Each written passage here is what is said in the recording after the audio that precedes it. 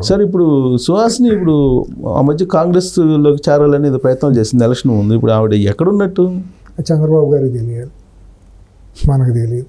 చంద్రబాబు గారు ఆలోచించుకోవాలి, చంద్రబాబు గారికి తెలియాలి ఎక్కడ ఉంది ఎవరు ఏంటి అనేది. రేవంత్ రెడ్డి అయితే కలిసింది కదా, బహిరంగ ఫోటోలే వచ్చాయి. అసలు ఆవిడ ఎందుకు వెళ్ళినట్టు, అసలు పార్టీలు చేరడానికా లేదంటే కట్టసి మీటింగా ఏంటనేది ఇప్పటికీ అది రహస్యంగానే ఉండిపోయింది. ఇంత పెద్ద చర్చించాల్సిన అంశం కూడా కాదు నేను. సో చంద్రబాబు నాయుడు ఢిల్లీ వెళ్ళారు, ఢిల్లీ వెళ్ళి అదేదో నరేంద్ర మోడీని కలిశారు, ఫ్రూట్ఫుల్ మీటింగ్లు జరిగినాయి అని చెప్తున్నారు. అక్కడికి వెళ్ళినప్పుడు నరేంద్ర మోడీకి ఈయనకి మధ్య జరిగినటువంటి కొన్ని వీడియోస్ లేదంటే ఫోటోలు వచ్చాయి, అవి చూస్తే ఏమనిపిస్తుంది మీకు? అంటే అంతకు మునుపు వెళ్ళినప్పుడు బాడీ లాంగ్వేజ్ నేను అర్థం చేసుకుంటే, జస్ట్ నేను బాడీ లాంగ్వేజ్ అర్థం చేసుకుంటే ఒబిడియన్స్ అనేది ఉంది మోడీ చంద్రబాబు ఆయన దగ్గర. ఈయన చంద్రబాబు కూడా నేను నా మూలాన్ని నువ్వు ఉండవు అన్నట్టు ఈయన బిహేవియర్ ఎప్పుడూ లేదు, ఈయన సబ్మిసివ్గానే ఉంది. కొద్ది కార్డియల్ రిలేషన్స్గానే కంటిన్యూ అవుతాయని అనిపిస్తుంది.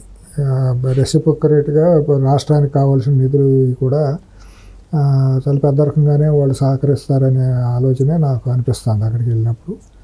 వాళ్ళకు కూడా అవసరం కూడా. అట్లాగే ఆయన అమిత్ షా గారు కూడా కొంతమంది దగ్గర కొన్ని కీలకమైన అంశాల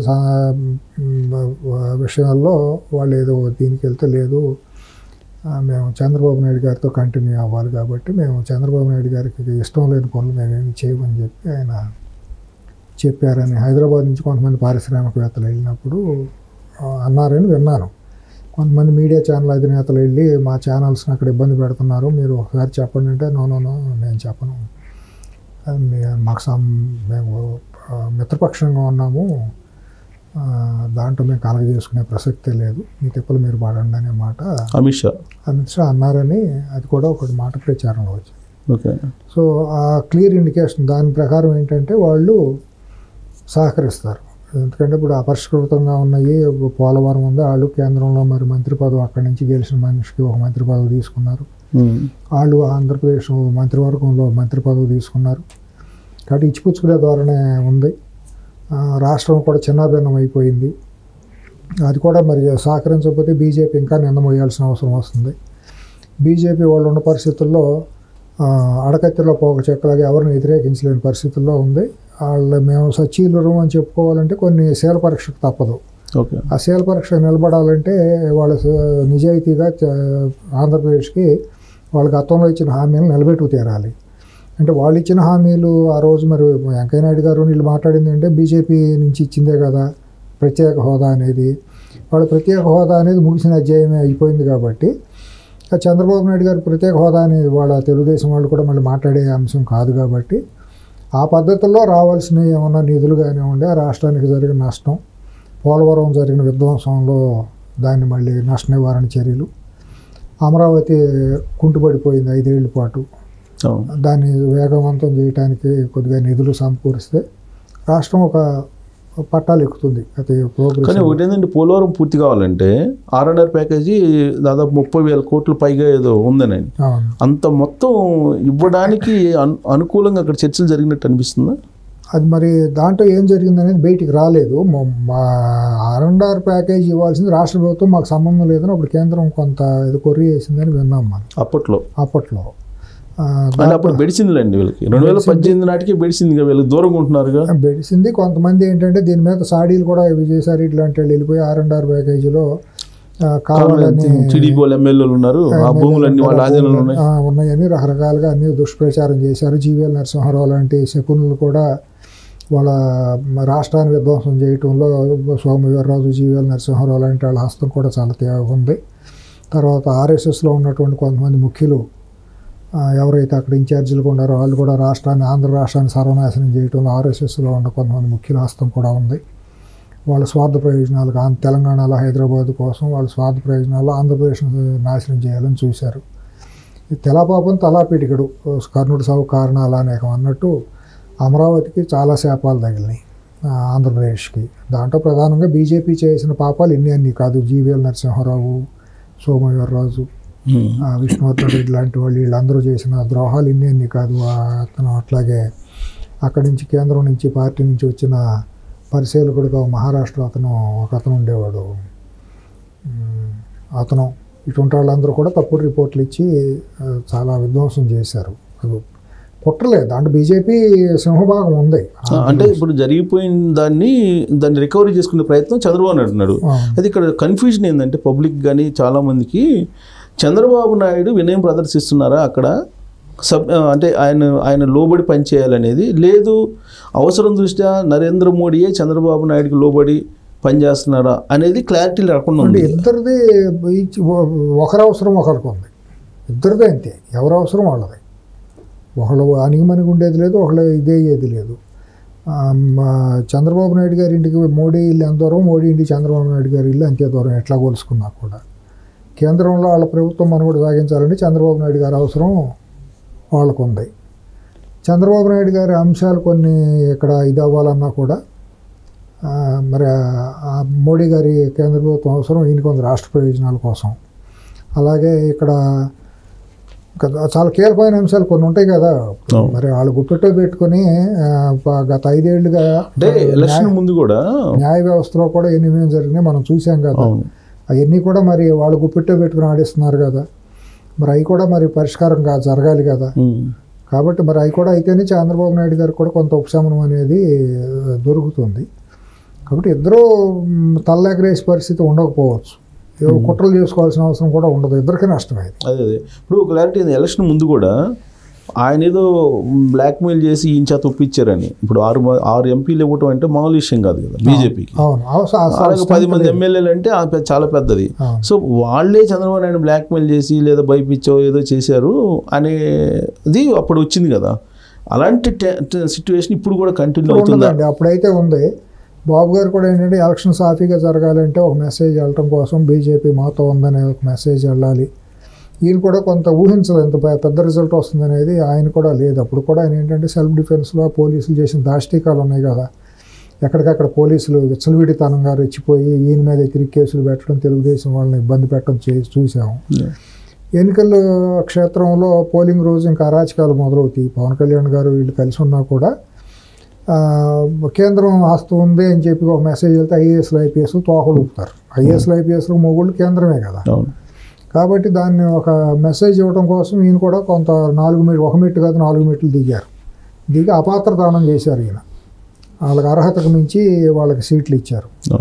వాళ్ళు ఏదో బండి కింద నడిచే ఇదిలాగా మొత్తం మేమేలా మామూలనే రాష్ట్రం బతుకుతుందన్న భావంలో ఆలోచనలో వాళ్ళు కొంతమంది ఉన్నారు. మొన్న కూడా అతను అట్టగా మాట్లాడుతూ మొదలెట్టేసాడు, మామూలనే రాష్ట్రం అధికారం వచ్చిందని చెప్పి పిచ్చి బ్రహ్మలో ఏమనాలో కూడా తెలియని భాష అనుకోండి. వాళ్ళ అజ్ఞానం అంత పతాక స్థాయిలో ఉంది. అంటే ఫస్ట్ టైం మినిస్టర్ అయ్యారు కదా, ఫస్ట్ టైం ఎంపీ అయ్యి ఫస్ట్ టైం మినిస్టర్ అయ్యారు. అసలు వాస్తవం ఏంటది అర్థం కావట్లేదు. ఇప్పుడు ఒక సామెత ఉంటుంది సిఎస్ గారు, మన గ్రామాల్లో ఐశ్వర్యం వచ్చింది ఆ సంవత్సరం, అడుగు దొబ్బింది ఆ సంవత్సరం అని గ్రామాల్లో అనుకుంటారు అనమాట. కలిసి వస్తుంది ఒకడికి, మళ్ళీ అడుగు దొబ్బుతాడు, 6 నెలలకు మళ్ళీ అడుగు దొబ్బుతాడు అనమాట. ఆ బొంగరాలు తెలసొక్కాలన్నీ పోతాయి, మళ్ళీ గోసి పెట్టుకుని రోడ్డు మీద అదే ఆ బతుకాళ్ళకి పోయి చెప్పి అంతమించి ఏమీ లేదు. వాళ్ళు ఎక్కువ ఊహించుకుంటున్నారు. సో ఎలక్షన్ ముందు సిచ్యువేషన్ అయితే ఇప్పుడు లేదంటారు? ఇప్పుడు లేదండి. ఇప్పుడైతే ఇద్దరికి కూడా ఇచ్చిపుచ్చుకునే ధోరణిలో ఉంటుంది, కానీ ఆ బ్లాక్ మెయిలింగ్ అనేది ఇద్దరికి ఉభయత్ర శ్రేయస్కరం కాదు. నాకు ఎందుకు అడిగానంటే సార్ ఈ క్వశ్చన్, పార్లమెంట్ సెషన్స్ జరిగేటప్పుడు తృణమూల్ కాంగ్రెస్కి సంబంధించిన ఎంపీ చంద్రబాబు నాయుడు గురించి మాట్లాడారు. ఏం మాట్లాడారు? ఈడీ అని సిబిఐ ఆయన ఎందుకు విచారించట్లేదు అని. విచారించి కేసులు ఉన్నాయి, కేసులు ఫేస్ చేసి విచారించాలి కదా, ఎందుకు విచారించట్లేదు ఆయన్ని? అంటే మీ ఎన్డీఏలో చేరాడు కాబట్టి ఆయన వదిలిపెడతారా అని అడిగారు.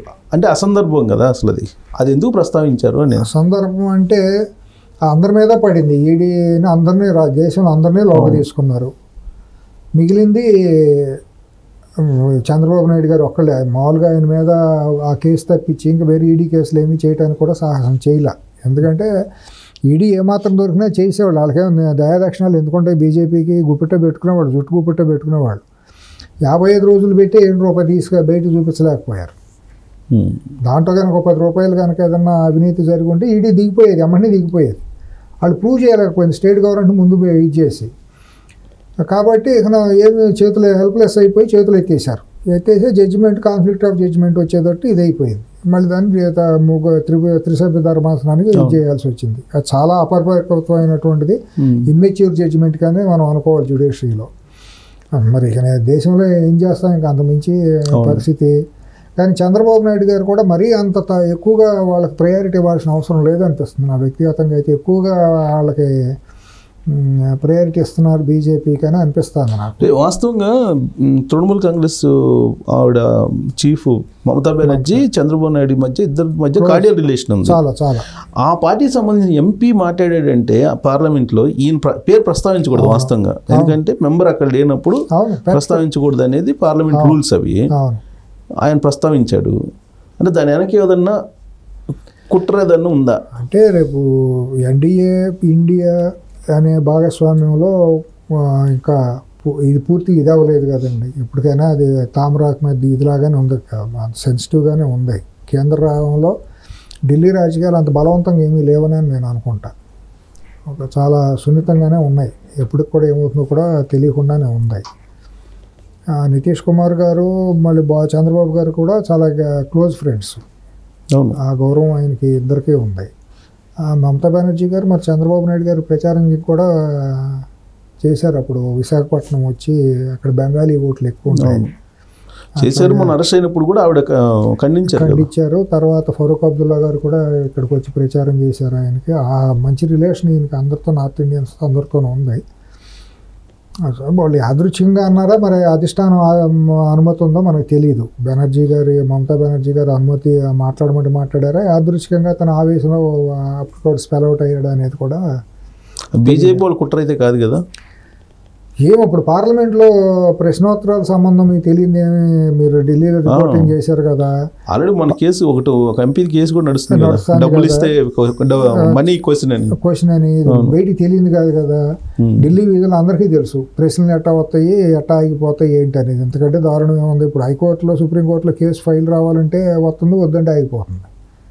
దాని వెనక ఏముందనేది మనకు తెలియదా, దాన్ని ఏమంటామో తెలియదా. ఇప్పుడు 2 చోట్ల నా అనుభవంలో నేను చూసేది జ్యుడిషియరీలోనూ పార్లమెంటరీ వ్యవస్థలో చూస్తున్నాం. ఏ ప్రశ్న అడగాలంటే అడగవచ్చు, వద్దంటే ఆగిపోవచ్చు. మనం రాజ్యాంగ వ్యవస్థను మాట్లాడితే కొద్దిగా ఇబ్బంది అవుతుంది కాబట్టి మాట్లాడలేకపోతున్నాం. దాన్ని బహిరంగ అర్థం చేసుకుంటారు, విజ్ఞాన ప్రేక్షకులు అర్థం చేసుకుంటారు నేను మాట్లాడిన భావం ఏంటి అనేది. ఇప్పుడు దేశంలో హైకోర్టు సుప్రీంకోర్టుల్లో మనం వేసిన కేసు కావాలనుకుంటే బెంచ్ మీదకి వస్తుంది, వద్దనుకుంటే ఆగిపోతుంది. లేదంటే ఏ జడ్జి దగ్గర రావాలో ఆ జడ్జి దగ్గర కూడా వచ్చేస్తుంది. ఎన్ని నగ్న సత్యాలు. దీన్ని కళ్ళ ముందు చూస్తా పెళ్లి పాలు తాగుతా ఎవరు చూడలేదు అనుకున్నట్టు వాళ్ళు ఉంటే జ్యుడిషియరీలోనూ పార్లమెంటు ఉంటే మనం ఏం చేయలేము. ప్రజలందరికీ 140 కోట్ల జనాభాకి అందరికీ తెలుసు వీళ్ళ బతుకు ఏంటి అనేది, వీళ్ళలో ఉండే వ్యక్తిత్వం ఏంటి, వీళ్ళ నిజాయితీ ఏంటి అనేది అందరికీ తెలుసు. సార్ ఇక్కడ 2 అనుమానాలు అండి సార్. ఒకటి, చంద్రబాబు నాయుడిని కొంచెం అంటే కంట్రోల్లో పెట్టడానికి ఒకవేళ బీజేపీ వాళ్ళు అడిగిచ్చారా ఆయన చేత, లేదు జగన్మోహన్ రెడ్డిది ఆల్రెడీ రెగ్యులర్ ట్రయల్స్ స్టార్ట్ అయినాయి, దాని మీద తెలుగుదేశం వాళ్ళు కూడా ఫైట్ చేస్తున్నారు, దానికి టిట్ ఫర్ టాట్ లాగా చంద్రబాబు నాయుడు అక్కడ వీళ్ళే వైఎస్ఆర్ కాంగ్రెస్ పార్టీ వాళ్ళు రైట్ చేయించారు ఎంపీ చేత ఉందండి. ఇప్పుడు ఈడీను సిబిఐ వచ్చి దర్యాప్తు చేస్తుంది అనుకోండి, ఏం చేయాలి, కొత్తగా చేసేది ఏమీ లేదు కదా. ఏమండి, ఇప్పుడు గత 5 ఏళ్లలో ముఖ్యమంత్రిగా పదవిలో లేనప్పుడు వచ్చి చేయలేదు, ఇప్పుడు ముఖ్యమంత్రి పదవిలో ఉండకొచ్చి ఏం చేస్తారు? వీళ్ళ మీద డిపెండ్ అయ్యి ఉన్న గవర్నమెంట్ కొత్తగా వచ్చి చంద్రబాబు నాయుడు గారిని బురద వేయడానికి ఏమి సిద్ధపడి సాహసం చేసే పరిస్థితి ఉంటుందని నేను అనుకోను. పొలిటికల్ మైండ్ గేమ్కి మైండ్ గేమ్ కూడా ఆయన అడిగిన ప్రశ్న ఏంటి, కేసులు ఉన్నాయి, ఆయన మీద కూడా కేసులు ఉన్నాయి, 1 వీక్లోనే ఆయన షేర్ వాల్యూ పెరిగిపోయి 500 కోట్లు పెరిగింది అన్నారు. తప్పే ఉంది పెరగడానికి, స్టాక్ మార్కెట్లో కొన్ని 100 కంపెనీలు రేట్లు పెరిగినాయి, ఒక హెరిటేజ్ ఒకటే పెరగల. ఆ ర్యాలీలో అంబానీ, అదానీ పూర్ణ పేరు కంటాం కానీ తెలియని కంపెనీలు 300-400 కంపెనీలు పైగా ఆ ర్యాలీలో పార్టిసిపేట్ చేసినాయి. ఎందుకంటే మన కొత్త ప్రభుత్వం వచ్చి స్టేబుల్ ఉంటుంది అని చెప్పి. ఈయనే రిగ్గింగ్ చేయలేదు కదా, చంద్రబాబు నాయుడు రిగ్గింగ్ చేసే ధైర్యం లేదు కదా ఈయనకి. అంత రిగ్గింగ్ అయితే రాజకీయం గట్ట ఎందుకు చేస్తారు, ఈ పాటికి తొక్కినారలాగేవాడు కదా 4 రోజుల్లో. ఇంకా చట్టము, ధర్మము, న్యాయం అని ఇప్పుడు మాట్లాడే జనాలు నవ్వులు అవుతున్నారు కదా వాళ్ళు తెలుగుదేశం వాళ్ళు ఆంధ్ర రాష్ట్రంలో. ఆ పెద్ద రకం కొంపదెత్తుంది ఆయనకి, ఆ భయమే. నిజంగా మరి ఆయన అంత రిగ్గింగ్ చేసి అంత మ్యానిపులేట్ చేసి అంత సత్తా ఉన్న మనిషి అయితే ఇట్లా చేయడు కదా, రాజకీయం కూడా అట్లా చేయడు కదా. చేసుకోమనండి. ఇప్పుడు ఏముంది, సిబిఐ వచ్చేసి ర్యాలీలో హెరిటేజ్ కంపెనీ షేర్లు ఎవరు పెంచారు, ఎవరు కొన్నారు చూసుకోవచ్చు కదా, ట్రాన్స్పరెంటే కదా, దాంట్లో ఎవరు దాచేది ఏం కాదు కదా. ఆ ఫ్యామిలీ మెంబర్స్ కూడా, భువనేశ్వర్ గారు కూడా అట్లా చేసే మనిషి కాదు. ఆల్రెడీ ఆ ఫైల్స్ అన్ని జగన్మోహన్ రెడ్డి గవర్నమెంట్ ఉన్నప్పుడే ఇచ్చినట్టున్నారు. ఇచ్చారు. అసలు అవసరం మినిస్టర్ ఆఫ్ దీంట్లో కార్పొరేట్ అఫైర్స్లో స్టాక్ మార్కెట్లో అన్ని ట్రాన్స్పరెంట్గానే ఉంటాయి. వాళ్ళు ఏది దాచేది లేదు, రిటర్న్స్ అన్నీ ఉంటాయి. వాళ్ళు స్టాక్ మార్కెట్కి వెళ్తే అంటే దాన్ని క్యాజువల్గా తీసుకోవాల్సింది. అది పెద్ద సీరియస్ కాదు. వాళ్ళు ఏ కంపెనీ షేర్లు ఎవరు కొన్నారు, ఎంత పెట్టుబడి జరిగింది, రేట్ ఎంత పెరిగింది, ఎంత పడిపోయింది అనేది ట్రాన్స్పరెంట్. ఆ డేటా బయట తీస్తే వస్తుంది. అక్రమాలు జరిగితే ఈడీ రావచ్చు, సిబిఐ రావచ్చు, ఎవరు కాదంటారు దాన్ని. కానీ నేను ఎందుకు ఆలోచించాను సార్, తృణమూల్ కాంగ్రెస్ ఎంపీ ఆ ప్రశ్న వేసినప్పుడు అట్లీస్ట్ మమతా బెనర్జీ అన్న అతనికి ఏదైనా షోకాజ్ నోటీస్ ఇవ్వటమో, లేదంటే ఓరల్గా చెప్పడం, లేదా బయట నువ్వు ఎందుకు మాట్లాడేవన్నారో మనకు తెలియదు అనుకోండి, రిపోర్ట్ కాలేదు అనుకోండి. ఆయన 500 కోట్ల రూపాయలు పైగా ఒక కంపెనీకి లాభం వచ్చింది, వాళ్ళతో ఉంటాం మూలాన అనే మాట అన్నారు. అది అదృష్టంగా తీసుకుని ఉండొచ్చు, లేకపోతే దాని వెనక ఎవరన్నా అడిగిచ్చి ఉండొచ్చు కూడా. ఇప్పుడు విజయసాయి రెడ్డి లాంటి మాయల ఫకీర్లు అక్కడ ఉన్నప్పుడు ఏముంది, ఇప్పుడు అందరూ ఎంపీలు అందరూ ఒక అధిష్టానం మాట వింటారని లేదు కదా. అవసరం అయిన తర్వాత ఏదైనా ఇది చేస్తారు. ఇప్పుడు మాయల ఫకీర్లు పార్లమెంట్లో ఉన్నప్పుడు ఏమైనా అడిగేస్తారు, క్వశ్చన్ ఫర్ నోట్, అంతే, నోట్ ఫర్ క్వశ్చన్, అంతే, ఏమైనా అడిగేస్తారు. సార్ ఇప్పుడు పార్లమెంట్ జరిగిన సెషన్స్ చూస్తే రాహుల్ గాంధీ ఏదో కొంచెం అగ్రెసివ్గా మాట్లాడుతున్నట్టు అలా కనిపించిందా? చాలా అద్భుతంగా ఉందండి. ప్రజాస్వామ్యం 10 ఏళ్ల తర్వాత భారతదేశ పార్లమెంట్లో ప్రజాస్వామ్యం మళ్ళీ బతికి లేచింది అనిపించిందండి. చాలా గొప్పగానండి, ప్రపంచం మొత్తం అద్భుతంగా శ్లాఘించేటట్టు. నిజంగా ప్రధానంగా భారతదేశంలో ఉన్న సామాన్యుడు ప్రతి ఒక్కడికి కూడా గొంతండి. ఇవాళ రాహుల్ గాంధీ పార్లమెంట్లో మాట్లాడుతూ అంటే అది కాంగ్రెస్ పార్టీ గొంతు కాదు, అదొక పేదవాడి గొంతులాగా, కార్మికుడి గొంతు, కర్షకుడి గొంతు, ఒక మహిళ గొంతు, అణగారిన వర్గాలు, అణగదొక్కబడుతున్నటువంటి వర్గాల గొంతులాగానే ఉందండి. ఇవాళ గత 10 ఏళ్లుగా మతం పేరుతో జరుగుతున్న విధ్వంసం ఎంత అంత కాదు, సామాజిక విధ్వంసం. సిఎస్ గారు మనకే ఈ వయసులో ఎంత ఎక్స్పీరియన్స్లో మనం చూస్తున్నాం కదా. రాజకీయంగా ఏదైనా మతాన్ని కులాన్ని వాడుకోవచ్చు, కానీ ఇంత దుర్మార్గంగా వాడుకొని ఈ రకంగా సోషల్ మీడియా ద్వారా హననాలు చేయటం, వ్యక్తిత్వ హననాలు చేయటం అనేది బీజేపీకి చెల్లిందండి, ఆర్ఎస్ఎస్ బీజేపీలకే చెల్లిందండి. ఏమైపోయిందంటే కొన్ని వర్గాలకి దేశం అంటే మా వర్గాలదే మాదేనన్నంత దురహంకారం ఎక్కువైపోయిందండి. దేశం ఎవరు అపసొత్తు కాదండి. 140 కోట్ల ప్రజల్లో అన్ని మతాలు, అన్ని వర్గాలు, అన్ని కులాలు, హేతువాదులు, నాస్తికులు, ఆస్తికులు, బౌద్ధులు, క్రిస్టియన్స్, ముస్లిం అందరూ కలిస్తేనే ఇది సమ్మిళితంగా ఒక సమాజం అవుతుందండి. ఇది బీజేపీ అపసొత్తేం కాదండి. ఆర్ఎస్ఎస్ అన్నట్టు అందరూ హిందూ మతం ఆచరించాలంటే కుదరదండి. వీళ్ళెవరు డిక్టేట్ చేయడానికి, హిందువులే బతకాలనే మాట వీళ్ళెవరు అంటారండి? వీళ్ళకి అనే హక్కు ఎక్కడ ఉంటుంది? వీళ్ళు కొత్తగా వీళ్ళు ఏమైనా సృష్టిస్తారు దేశాన్ని? కానీ ఆయన స్పీచ్లో అన్న ఒకే ఒక మాటని బీజేపీ వాళ్ళు ఫ్లేవర్ చేశారు, హిందువులు హింసావాదులు, హింస చేస్తారు. వాళ్ళు మిస్ఇంటర్ప్రిట్ చేశారండి. హిందువులు కాదు అందని ఆయన. హిందుత్వం ఎక్కడా కూడా హింసను ప్రోత్సహించలేదు, మీరు హిందుత్వం పేరుతో హింసను ప్రోత్సహిస్తున్నారు, విద్వేషాన్ని ప్రోత్సహిస్తున్నారు అనే మాట అన్నాడు ఆయన. బీజేపీలో హిందువులు అన్నాడు ఆయన. అంతే, నిజమే కదా అది. కానీ దాని ఇంటర్ప్రిటేషన్ వాళ్ళు వేరుగా మార్చుకున్నారు. కానీ ఆయన ఎక్కడ కూడా పొల్లు పోకుండా అంతా కూడా పర్ఫెక్ట్గా నేను ప్రతి అన్నానండి. అసలు వాళ్ళు నివేరిపోయారు, వెన్నులో వణుకొచ్చింది బీజేపీ వాళ్ళకి. అతను మాట్లాడుతూ అంటే అతను వేసిన ప్రశ్నకు సమాధానం చెప్పుకోలేని దిక్కుతోసిన స్థితిలో పడిపోయింది బీజేపీ. ఈవెన్ స్పీకర్ కూడా ఏమి మాట్లాడలేని పరిస్థితుల్లో స్పీకర్ను కూడా వదిలిపెట్టలేదు ఆయన. అంత గొప్పగా మాట్లాడి ప్రశ్న అంటే దిక్కుతోసిన స్థితిలో ప్రధానమంత్రి దిగాలుగా ముఖం పెట్టుకుని కూర్చోవడం జరిగింది. ప్రధానమంత్రి ప్రశ్నకు రాహుల్ గాంధీ ప్రశ్నకు సమాధానం చెప్పడానికి లేచినప్పుడు కూడా ఆయనకు మద్దతు దొరకలేదు సభలో. మీరు చూశారు నరేంద్ర మోడీకి. అట్లాగే అమిత్ షా లేచి నిలబడిన అమిత్ షా కూడా మద్దతు దొరకలేదు. ఎందుకంటే బీజేపీలో ఉన్న చాలామంది వ్యక్తులే వాళ్ళిద్దరిని అంగీకరించట్లేదు అనేది మనం ఆ ఫేస్లో కనుక ఆ రోజు విజువల్స్లో చూస్తే చాలామంది మద్దతు పలకలే వీళ్ళిద్దరు భాషకి. అది యాదృచ్ఛికంగా కూర్చున్నారు. ఇది చాలా సైలెంట్ వేవ్ సిఎస్ గారు మనం అబ్జర్వ్ చేస్తే. కానీ రాహుల్ గాంధీని చిన్నపిల్లాడు లాగా మాట్లాడుతున్నాడు. మరి ఈయన పెద్ద విఘ్నుడిగా ఏం మాట్లాడాడండి? ఈయన పార్లమెంట్లో ఏ రోజున గత 10 ఏళ్లలో ఈయన ఎప్పుడన్నా కూడా ఒక స్టేట్స్మెన్గా మాట్లాడాడా ప్రధానమంత్రి? ఈయన హుందాతనం ఎక్కడన్నా ఉందా? ఈయన పరిణతి ఎక్కడన్నా ఉందా? ఈయన ఇంతవరకు ప్రశ్న ఫేస్ చేశాడా? ఇంతవరకు మీట్ ది ప్రెస్ ఎక్కడన్నా పెట్టాడా? భారతదేశ చరిత్రలో మీట్ ది ప్రెస్ పెట్టిన తొలి ప్రధానమంత్రి 10 ఏళ్ళుగా నడుస్తున్నాడు. మీడియాను ఫేస్ చేయడానికి భయం. అదేమంటే మీడియాలోనంట కొన్ని వికృతమైన శక్తులు, విపరీత శక్తులు దూరిపోయంట ఏదేదో వెస్టెడ్ ఇంట్రెస్ట్తో మాట్లాడతారంట. మాట్లాడిన దాన్ని అంట సమాధానం చెబితే తప్పుడుగా ప్రచారం చేస్తారని చెప్పి ఈయన ఒక సూత్రం పెడతాడు. మరి వాళ్ళ మెయిన్ మీడియా అంతా నీకు పెట్టనే ఉంది కదా, నువ్వు చెప్పిన అవాస్తవాలని ప్రచారం చేస్తున్నారు కదా. ఇక్కడ మీ ద్వారా ఇంకోటి కూడా నేను ఒకటి మాట్లాడదలుచుకున్నాను సిఎస్ గారు. చాలా సున్నితమైనది, క్రూషియల్ అయిన అంశం. దీన్ని మీరు గమనించాలి. ప్రత్యేకంగా వాళ్ళ దేశంలో ఎవరో కూడా దాని మీద మాట్లాడటలేదు. ఇది డిబేట్ అవ్వాల్సిన అంశం కూడా. ఇప్పుడు రాహుల్ గాంధీ గారు మోడీలు అనేవాళ్ళందరూ దొంగలు అనే మాట మామూలుగా అంటే దొంగలందరూ కూడా మోడీలో ఉంటారు ఏంటో మరి తెలియదు అనే మాట అన్నాడు. దాంట్లో మరి ఎట్లా అర్థం చేసుకుంటే అట్లా అర్థమవుతుంది అనుకోండి. నీరవ్ మోడీలోనూ ఇంకొక మోడీ క్రికెట్లో ఉన్న లలిత్ మోడీలు వీళ్ళు చేసిన స్కాములను బట్టి ఆ మాట అన్నాడు. దానికి ఎవడో ఒకడు వెళ్ళిపోయి గుజరాత్ కోర్టులో కేసు వేశాడు. అది చాలా సింపుల్ కేసు. ఏమండి, ఆ జడ్జి ఏం తీర్పు ఇచ్చాడు? కావాలని ఉద్దేశపూర్వకంగా ఇచ్చినట్టే ఉంది ఆ జడ్జిమెంట్. ఈయనకి అనర్హత వచ్చే విధంగా శిక్ష వేశాడు. దాన్ని సుప్రీంకోర్టులో వీడు ఛాలెంజ్ చేసి స్టే తీసుకుంటూ అది అయింది. అయిన తర్వాత వీళ్ళ హుందాతనం పెద్దరికం ఎంత నీచంగా ఉందో ఆలోచించండి, చూడండి. ఆయన అనర్హత వేటు వేసిన మరుక్షణమే ఆయన బంగ్లాలో నుంచి ఎంత దుర్మార్గంగా ఖాళీ చేయించేశారు. అనాగరికంగా, బార్బేరిక్ అంటారు దాన్ని, అనాగరికమనే అనాలి. సరే, అక్కడ కూడా అతను కూడా రాహుల్ గాంధీ కూడా చాలా హుందాతనంగా చట్టపరిధిలో వెళ్ళిపోయాడు, కీసు చేసాడు. తను అక్కడి నుంచి నెక్స్ట్ నుంచి బయటికి వెళ్ళిపోయాడండి. తను మామూలు సామాన్యుడిగానే ఉన్నాడండి. మొన్న భారత్ జోడో యాత్ర చేసినప్పుడు కూడా అతను చాలా హేళన చేశారండి. అద్భుతంగా తను ఆవిష్కరించుకున్నాడండి ప్రజల్లో. మొత్తం ఈ చివరి నుంచి ఆసేత్ హిమాచల్ పర్యంతం అప్పుడు ఆదిశంకరాచార్యులు ఎట్టయితే పాదయాత్ర చేసి ఇది చేశాడో అట్లాగే ఇవాళ ఈయన కూడా ఒక రాజకీయంగా గొప్పగా పాదయాత్ర చేశాడు, మమేకం అయ్యాడు.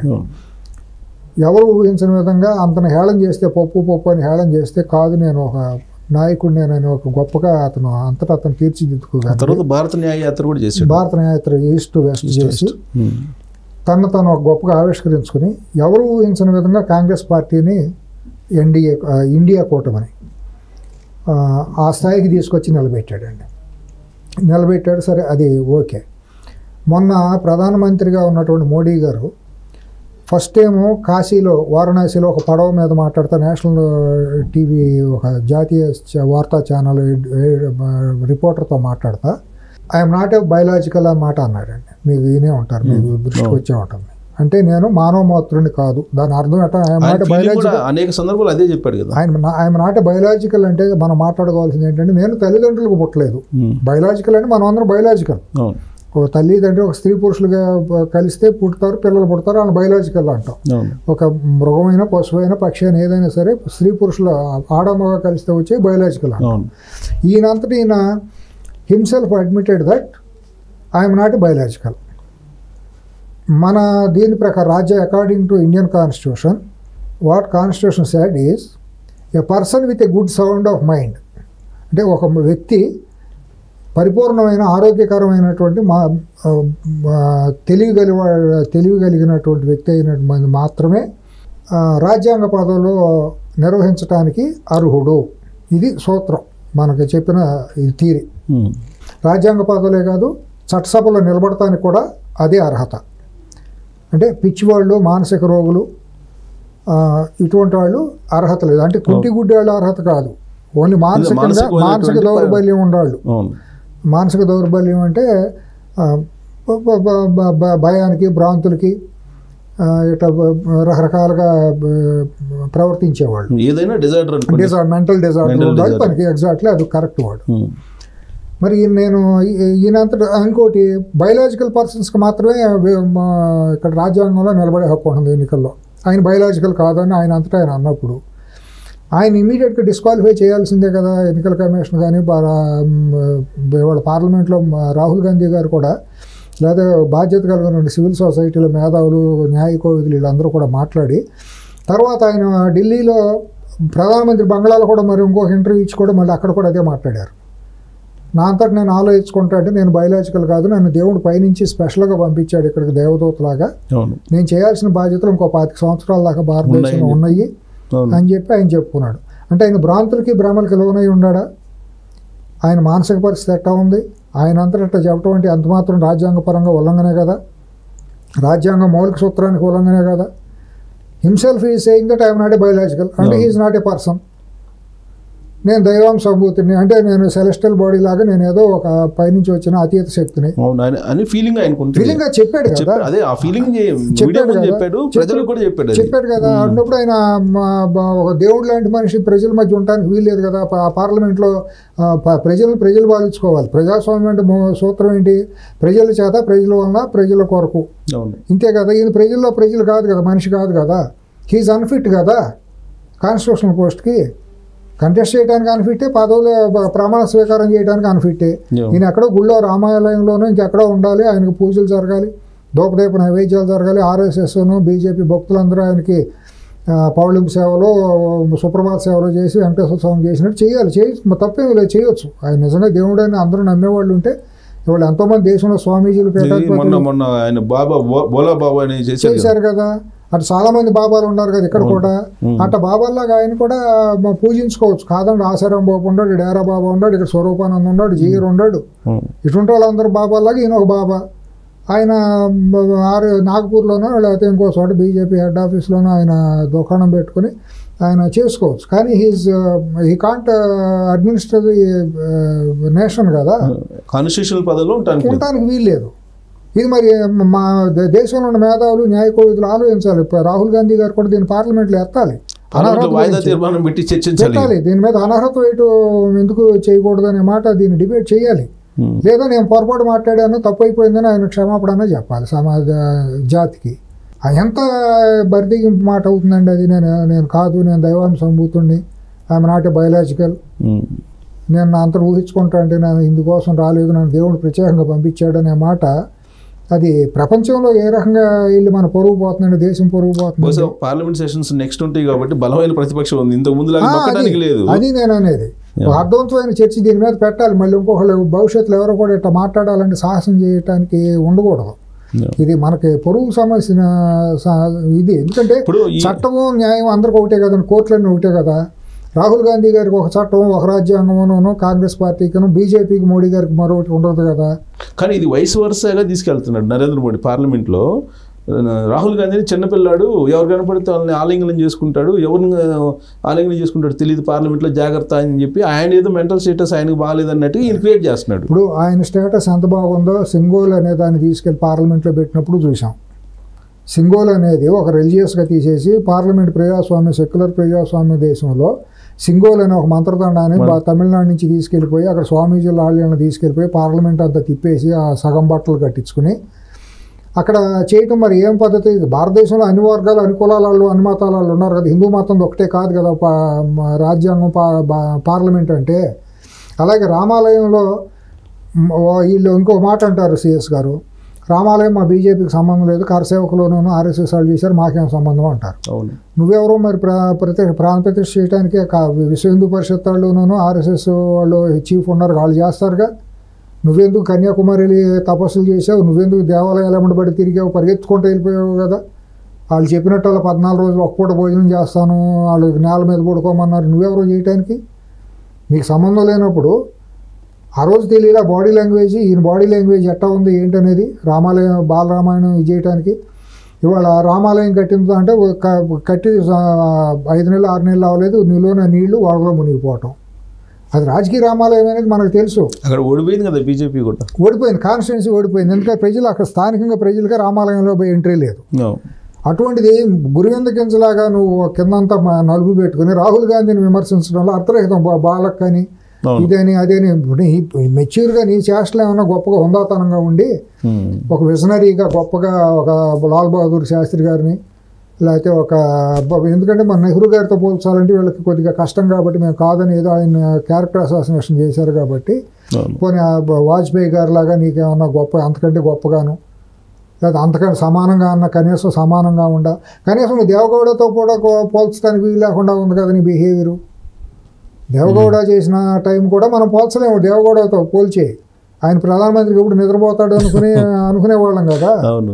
అంతకంటే దారుణంగా ఉంది కదా 10 ఏళ్ల నుంచి ఒక ప్రధానమంత్రి ప్రవర్తన. ఆయన అతీత శక్తి అనుకుంటున్నాడు, మూడోసారి ప్రధానమంత్రి అయ్యాలి. అది తప్పండి. అది ఇమీడియట్గా దాని మీద ఏదన్నా రాజ్యాంగపరంగా చట్టపరంగా చర్యలు తీసుకోవాలి. తప్పు, అది ప్రమాదం కూడా దేశానికి. రేపొద్దున శత్రుసేనలో మన మీదకి ఇటువంటి బలహీనత ప్రధానమంత్రి పరిపాలనలో శత్రు దేశాలకు దాడి చేసిన ఆశ్చర్యం లేదు. అటువంటి నిర్ణయాలు తీసుకుంటే నేను దైవాంశం అమ్ముతున్నాను కాబట్టి ఇక్కడ నుంచి ఇవ్వు జిమ్మేస్తాను, శత్రువులు అందరూ పారిపోతారని చెప్పి ఆ భ్రమలోకి వెళ్ళాడు అనుకోండి దేవుళ్ళలాగా. అని ఇప్పుడు ఆల్రెడీ అరుణాచల్ ప్రదేశ్లో ముందుకు చొచ్చుకుంటూ వచ్చారు కదా, దాని గురించి ఎవరు మాట్లాడలేదు కదా. 4,000 కిలోమీటర్లు ఎంతో వచ్చారు.